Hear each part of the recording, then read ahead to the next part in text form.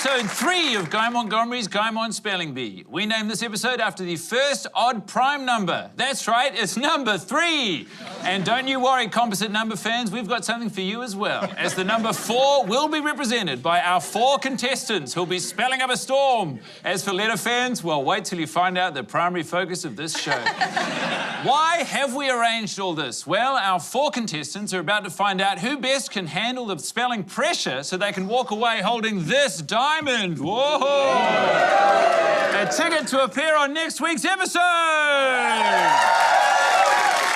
But this show isn't just about rewarding great spelling, it's also about chiding bad spelling. And the contestant or contestants who wind up in last place will have to bring shame upon themselves and their families by wearing the dunce's cap atop their bonce. Okay. When they put it on, they're going to look like a big old pencil. And throwing themselves out of the spelling frying pan and into the spelling fire this week, we have Madeline Sami, Jeremy Corbett, Dame Linda Tom, and our winner from last time, Lisa McLeod-Whiting. A bounty of friends old and new. Now let's get spelling! Tonight, I thought we'd shake things up and start with the spelling round. I have 3 receptacles in front of me, and in this round, contestants can choose where their word comes from. If they're scaredy cats, they can choose from the Coward's Cup, which contains simple words with a simple 1 point. If they're normal cats, they can choose from the person's purse, words which most average Joe or Josies can spell and are worth 2 points. If they're cool cats, such as jazz musicians or pumas, they can choose the Bucket of Bravery. These tough words are worth 3 points, which you won't get because you almost certainly won't spell it correctly. And always remember, you can ask me for a language of origin, a definition, or for the word to be used in a sentence. Now, first up, it's Sarah of Breaker Upper's Deadlock and a text chain with me in which we talk about going for a walk but never do. Please welcome Madeline Sami! Mad, you were in the first ever version of this show. I was. Yeah. And when I was trying to find out where this was being shot today, I actually went through the email chain and I found your initial email to me in which you asked me to come and do a Zoom show during COVID, during lockdown. And you were like, oh, yeah, it's a spelling bee thing. I think it could be kind of good. I think it might go a long way. And here we are, 3 seasons later. That's so cool. Sure, guys. Real cool, man. You gotta know, these guys, this is more of a booing type audience. Don't you see how comfortable they are in that zone? And are you a confident speller? Ish. I would say ish, but, you know, English language is, you know what I mean? It's what? Yeah. I just saved you money not having to bleep that word out. Yeah, but, you know, my 8-year-old's in the audience tonight, and, like, sometimes when we do our reading, and I'm like, she'll be like, how do you spell knife, Mama? And I'll be like, oh, it's a stupid word. It's a stupid word. There's a K there. Don't ask me to explain it. Okay, so yeah. Knife is hard for you to spell, and you think censoring swearing is expensive. Yeah. Well, Mads, it's such a treat to have you here. Which receptacle would you like to spell from? In the spirit of my sore back right now, I'm going to back myself and go for the Bucket of Bravery. Really? You want to do it? I'm telling you now, it's going to end in tears. I can feel it. I can feel it. Let's Bucket go. of Bravery. Let's go on, Warriors. Your word is pneumono-ultramicroscopic silicovolcanoconiosis.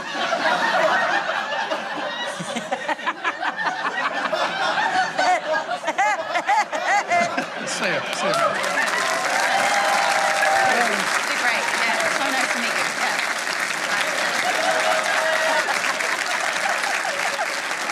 I thought it was just going to be a bit of playful banter. Oh, yeah, it's hard, the active cup of bravery, and then it'll be something like, you know, the. But no, you meant it. You meant it. It's really hard. I'm sorry. Does anyone pick it? Yeah, everyone picks it, and it always ends the same. I really don't know what to tell you. Can I ask for a definition, please? A lung disease procured from inhaling very fine ash, or in rare instances, from being arrogant enough to ask for a word from a bucket. Can you say the word again?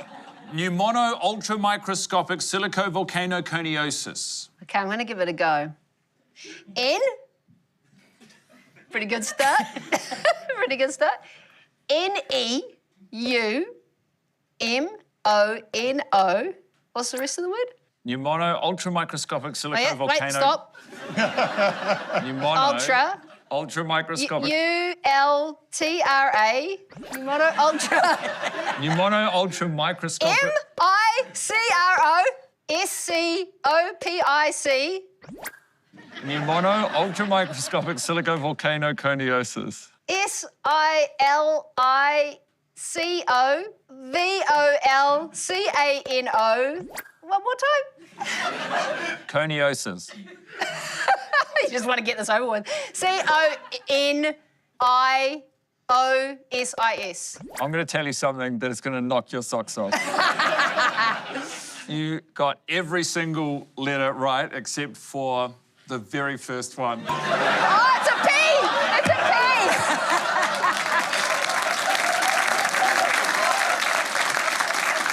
No points! Now, you know him as the host of 7 Days, now in the brand new role of contestant. Please welcome Jeremy Corbyn!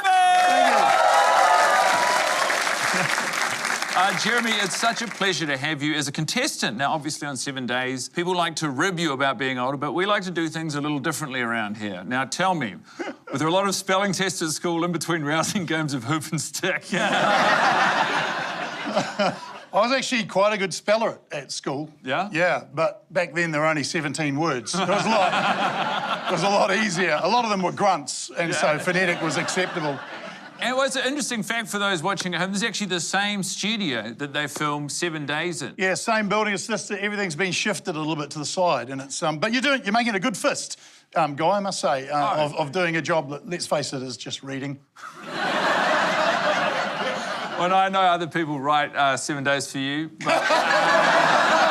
and to be fair, people wrote this for me, including these put-downs, you old piece of shit. Jeremy, honestly, delighted to have you with us. Which receptacle would you like to spell from? The person's purse. All right. Just to give myself a shot. Well, from the person's purse, your word is deodorant. Oh, deodorant. Yeah, I believe it's from the Greek deo. So that would be the origin, but what have you got written for the origin? I've got puberty. Deodorant, D-E-O-D-E-R-A-N-T, deodorant. That is incorrect. Deodorant is spelled D-E-O-D-O-R-A-N-T. No points awarded. Next up, we've got a woman who loves spelling so much she has the extra letters D-N-Z-M at the end of her name. Please welcome Camp Mother, it's Dame Linda Todd!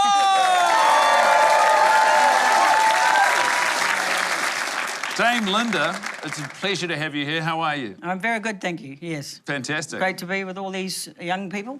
Yeah. A real privilege, a privilege.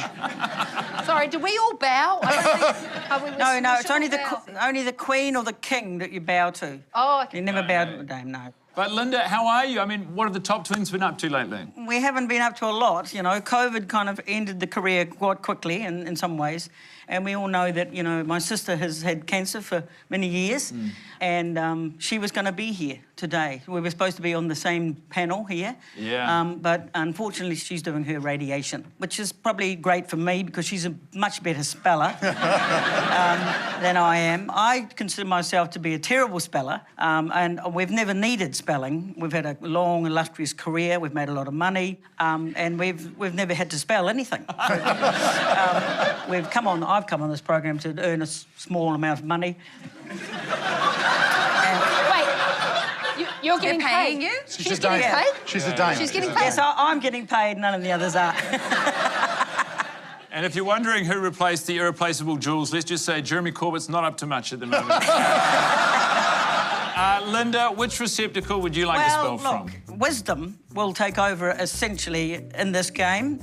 And I'm going straight for the little pink cup. The Coward's Cup. It's proven to be a winning strategy before. And your word from the Coward's Cup is gravy. Gravy. Shit. G-R-A-V-Y. That is correct! Yes! Well done, Linda. And before we move on, actually, just because there's a real great joke here, would you like to ask for any information about the word that you know how to spell? Well, yes, I had to get it out because, see, I think that is part of your plan is that you talk a lot of shit to people before they get a chance to spell the word. I don't want to give too much away on tips or anything, but get the word out and then let him have his command. That's true. That's so true. I'd like a description of the word gravy. Definition? Well, I suppose... Or a description? I could describe it for you, Guy, if you... I'm sure that we could probably say that Guy's suit is probably a gravy-type colour. It's the new resin colour. Enough! Definition, white people's curry. And finally, back again to show these amateurs what it's like in the big time. Please welcome carryover champion, Lisa McLeod-Whiting!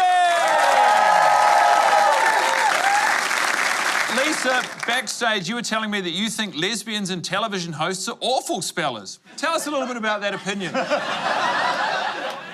Can I just say, I'm so glad that our private conversations are shared on this forum. And Dame Linda, lovely to meet you. And thank you so much for humbling me and proving me wrong. Mads, less so from your part. He made you spell that in front of your daughter. She must be so proud. It's a real sort of roast energy in the studio. Ever since you guys booed the whole thing. Lisa, it's a pleasure to have you back. Which receptacle would you like to spell from? I'm going to go person's purse, please, Guy. Person's purse, very well. From the person's purse, your word is daughter. Oh, wonderful. I have one, maybe two. You don't need to know that.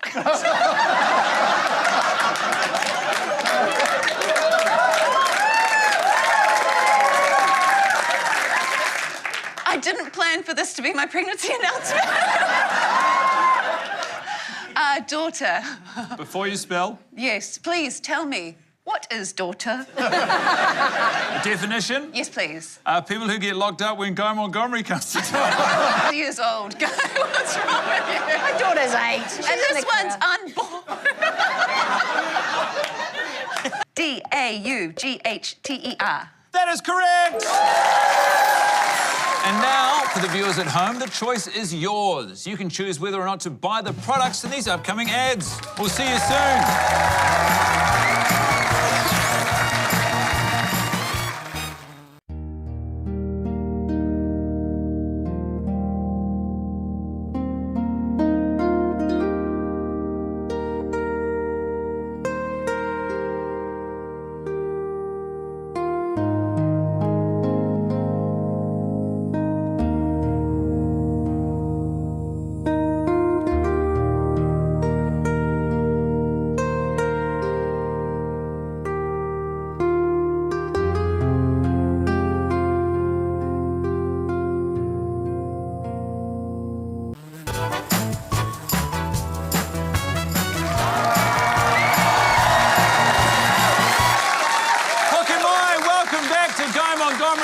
Spelling Bee, and tonight's episode is proudly brought to you by Fragrances by Athletes. When it comes to how your body smells, who better to trust than someone who's spent their entire life exercising? From infancy to adulthood, successful athletes have made multiple sacrifices to ensure they are absolutely not in a position to suddenly start making perfume just because lots of people know who they are now. If I'm not going to buy sports equipment designed by an Oscar-winning actor, why the hell would I buy perfume designed by Cristiano Ronaldo? I can already smell that guy by looking at a photo of him, and he smells like I'm getting stuffed in a locker again while someone calls me gay for having a calculator watch. How you smell is a personal choice, and one you're frankly not equipped to make without first consulting All Blacks legend and NFT aficionado Dan Carter, who, of course, has his own worryingly cheap fragrance, DC-10. The DC stands for Dan Carter, and the 10 stands for how many seconds he spent checking the smell before they bottled that shit up and put it on the shelf. Fragrances by Athletes. If I wanted to smell fit, I'd exercise.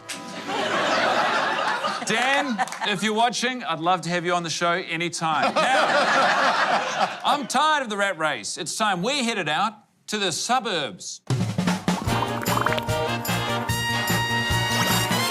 Neighbourhoods, communities built on the foundations of family, safety, and a Facebook page where one lady complains about how awful the decorative cabbages look on the new Rhode Island at the intersection between the school and the petrol station. I think they look nice, but apparently me writing that led to a 4-day back and forth with Marjorie where we both said some things that we regret. Perhaps the cornerstone of every neighbourhood is the Neighbourhood Watch. And here to assist me in this game is everyone's favourite neighbourhood watchman, my assistant, Sanjay Patel! Hello, Guy. Hello, Sanjay. Now, I've always wondered, can a neighbourhood watch do anything, or is it mostly just watching? It's not just watching. Sometimes I glance, sometimes I gaze, sometimes I gander. I do heaps of stuff. Do you protect? Do you help? Is there anything to do with crime prevention? I have the same policy as David Attenborough. Watch, but never intervene. Can I ask you, Sanjay, what neighbourhood have you been watching recently? Well, this is it. I got a whole book full of observations about these people and their lives.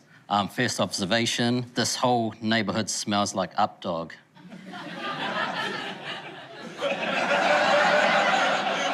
Guy, didn't you hear me? It smells like updog. What's up, dog? I don't know, I was hoping you could tell me that.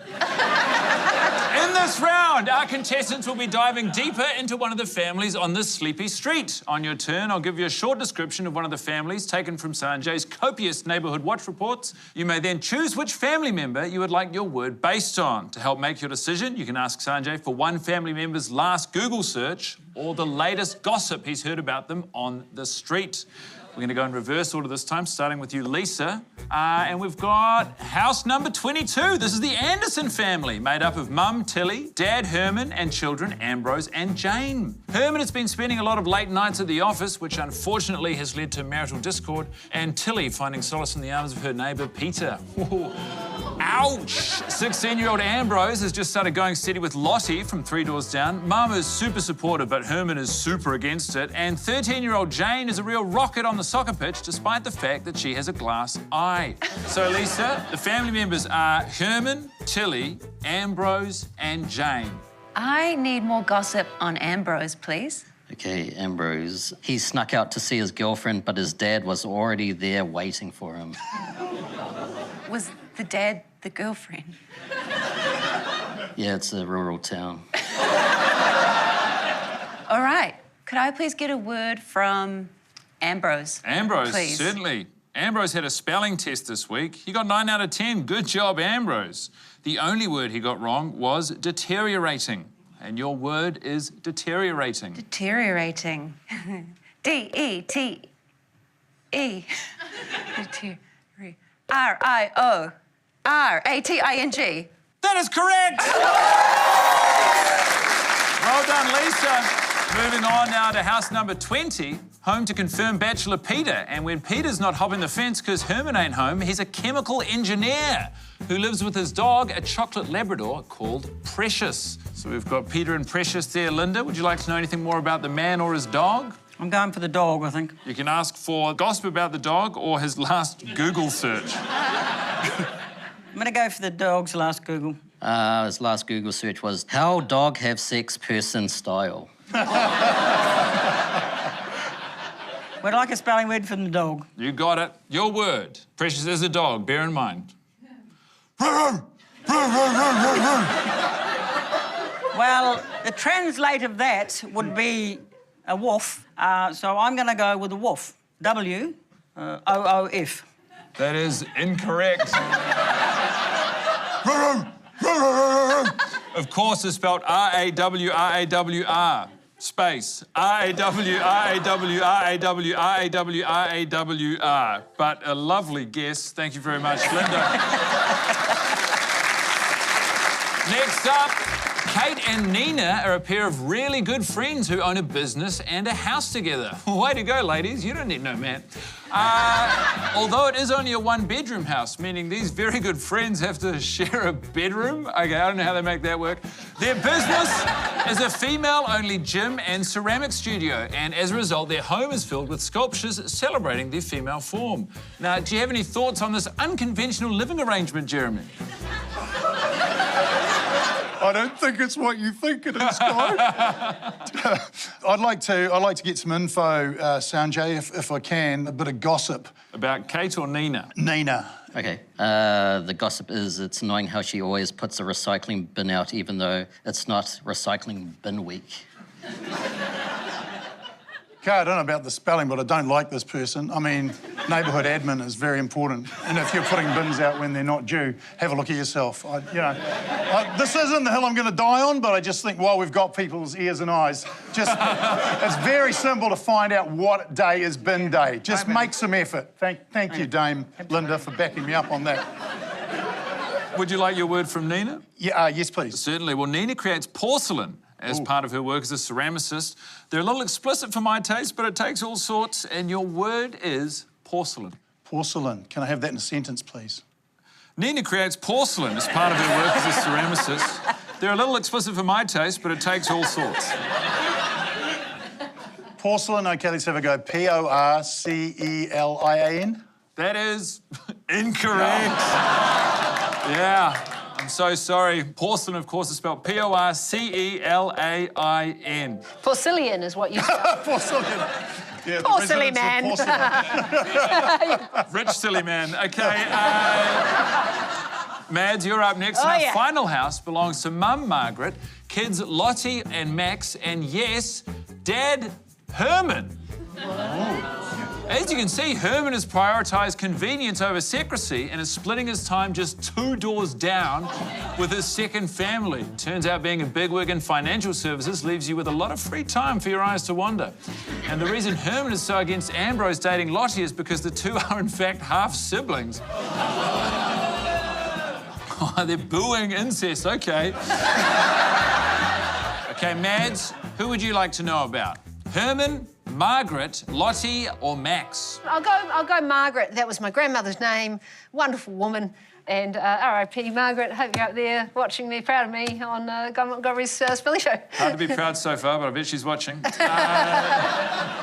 And what would you like to know about Margaret? I would like to know what's the gossip on Marg. What's the gossip on Maggie? About Maggie, she sucks. Wow. I can tell you, I've got his notes here as well. That was improvised. Sorry, I'm glad. Yeah, so I just remember it's not actually my grandmother. Would you like your word? Fictional person. I would like my word. Yes. Well, Margaret is absolutely so fulfilled by her life that your word is oblivious. Oblivious. O-B-L-I-V-I-O-U-S. Oblivious. That is correct. Well done, Mads. You're on the board. What a round. Thank you, Sanjay, for your observant eye and standoffish nature. A fascinating slice of suburbia, and much like the families in this neighbourhood, the positions on the scoreboard are separating. We have Jeremy still on 0, Madeline now on the board with 1, tied with Linda, and Lisa out in front on 3 points. Ma, taki taki ma, we're off at a break. See you soon with more Go On Spelling Bee.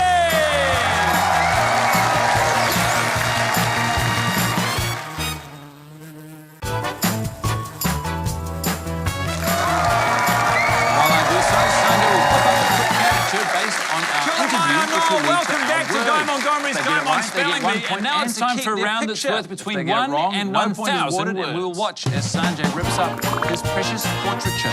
To assist you in spelling your word, have you ever wondered what you'd look like if you were drawn by a talented bully? Hardest part of the picture was. Welcome to the world of caricatures. For a mere $20, you can get a person on the street to tell you which body part you should be the most self-conscious about. And to help us along, please welcome our newly licensed caricaturist, Sanjay Patel.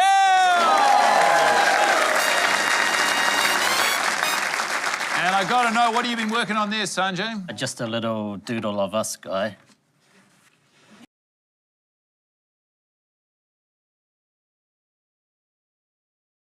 I'm pretty basic. I love making a little bit of bread. I love cooking for large groups of people. I love gardening. I'm an old lady.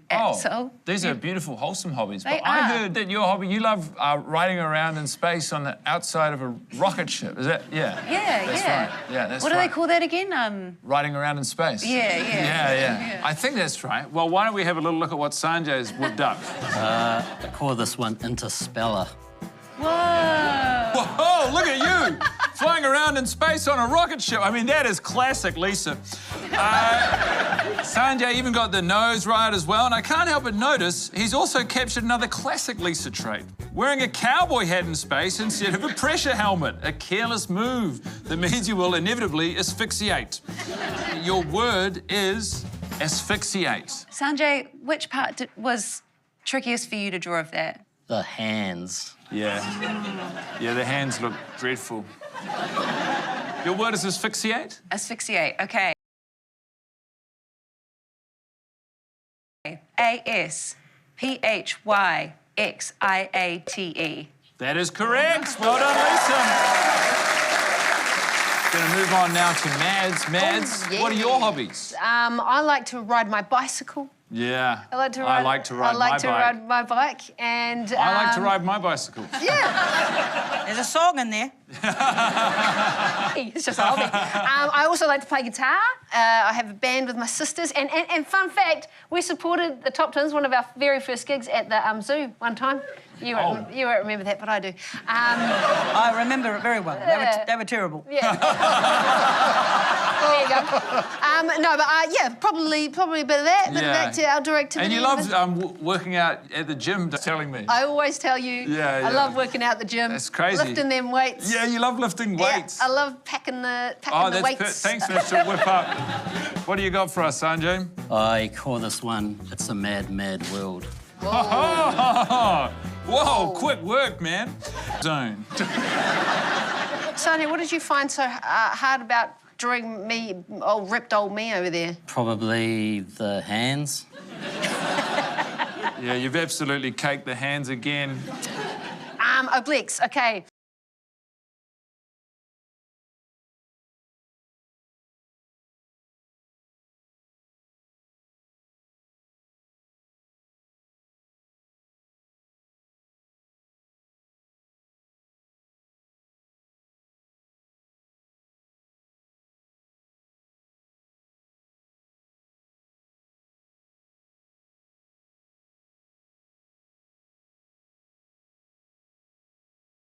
O-B-L-I-Q-U-E-S. That is correct. Well done, Madeline. Another point for you. And Linda, you're up next. What would you consider to be your hobbies? Probably one of my favourite hobbies is tying flies for fly fishing. Yeah. And what I'm doing is I'm imitating insects, either a nymph, an emerger or a dry fly that will trick a trout into taking my fly in the water. So you're making it in the darkness of your room with the light and the magnifying glasses, because it's a size 18 hook that I'm using. Saves me asking later. And then you put them in a fly box, and then you put them in your pocket and your waders and everything, and off you go to the river, and then you try and catch trout. And then I release it. I kiss it and I release it. Amazing. Well, it says here you love modern art. It says you really like modern art and geometry in art. That's what it says here. Let's see what Sanjay's whipped up for you. I call this one top of the morning to you. Oh! Wow. Holy moly. Hang on a minute. That's good, it's worth it. Yeah.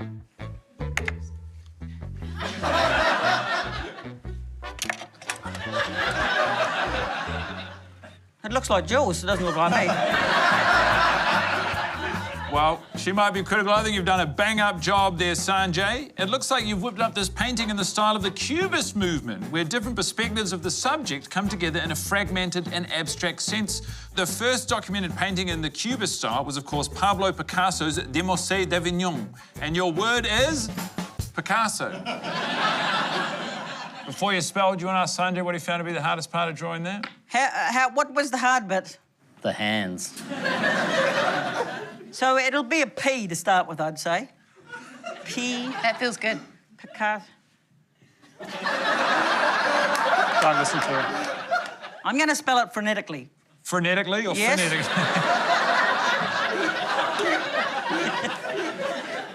P-I-C. It's got to be an A in there somewhere. Picasso. S-O. That is incorrect. Picasso spelled Picasso. So close and yet so far. Oh! Holy moly. Oh.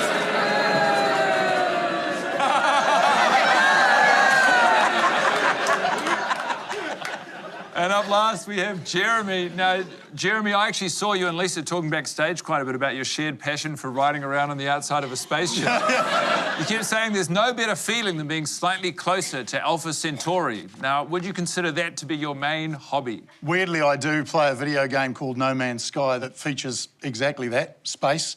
But I've been paying attention to this round, and it almost feels as though whatever answer I give you about my hobby, the outcome and the picture may have been predetermined. No, Sanjay's whipping these up in real time, aren't you, Sanjay? Yeah, I am. You gonna take that sort of shit from JC? No.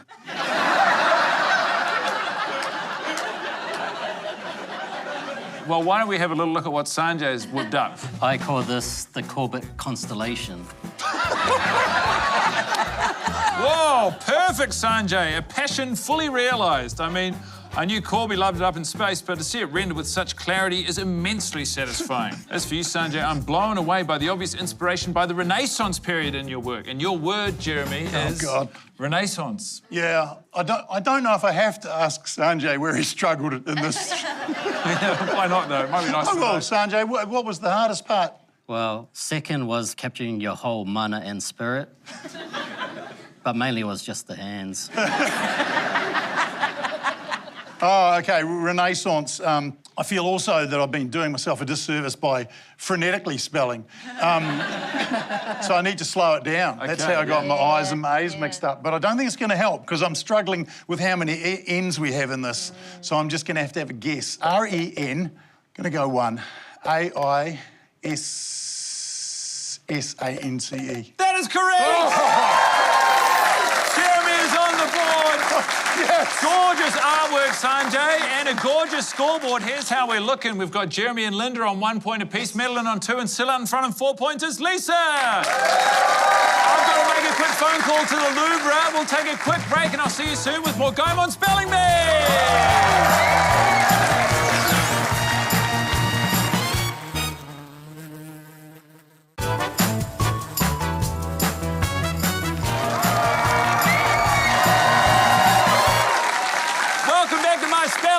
Now, recent studies show that our smartphones are making us dumber. Where did I read this study? On my smartphone, so I'm not sure what to believe. What I do know for sure, though, is that one phone has been stunting our intelligence since the time of Alexander Graham Bell. And that, of course,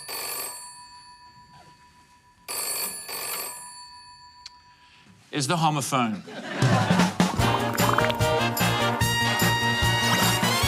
Homophones are words that sound exactly alike, even though they're spelled differently. Pie the food and pie the number, for instance. Or is it pie the number and pie the food? Anyway, in this round, I will give contestants a word to spell that could be one of 2 or more words. To help them figure out which one I want them to spell, I will provide them with a sentence that gives them some context.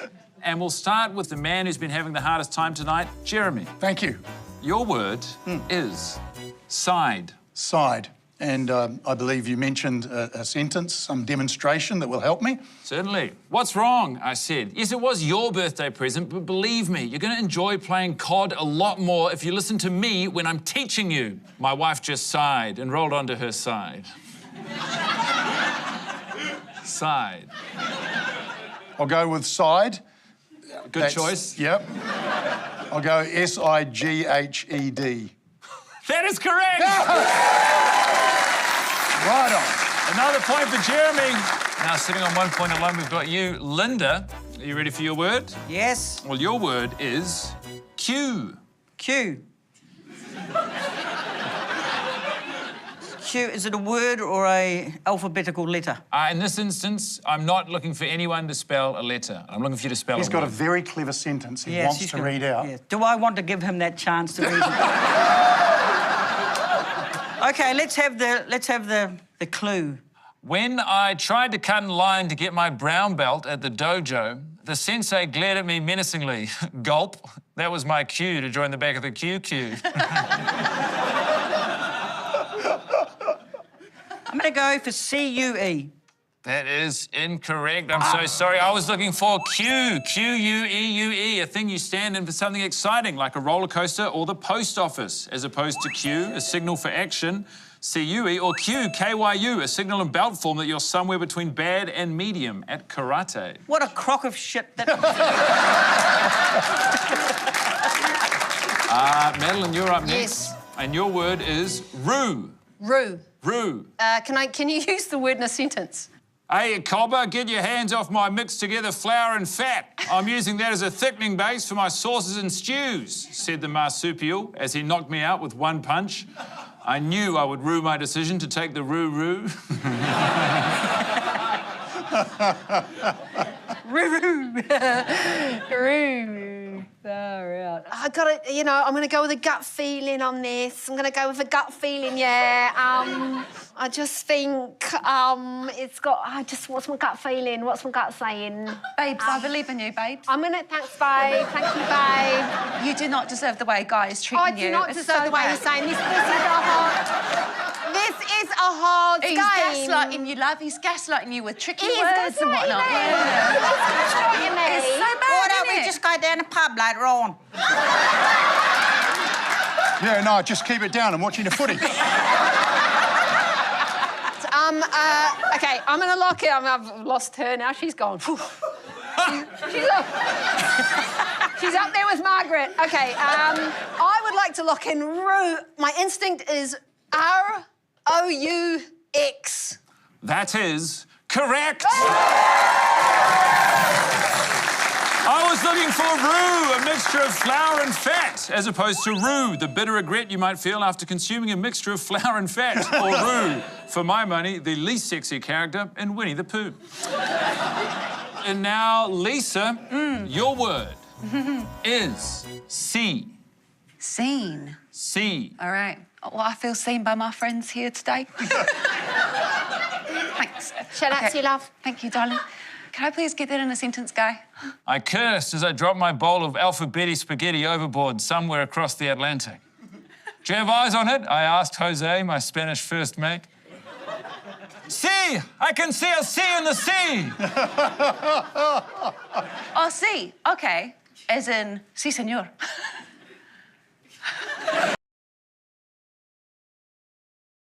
Break, as in B-R-A-K-E, as in slow down and come to a complete stop so we can give way to these lovely advertisements. We'll see you on the other side!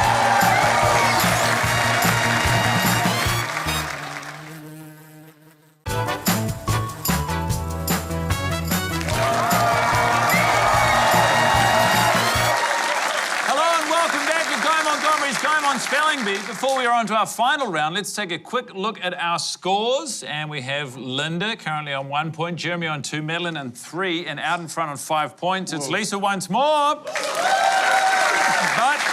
what we have next is not psychedelic in any way, but it is pretty buzzy.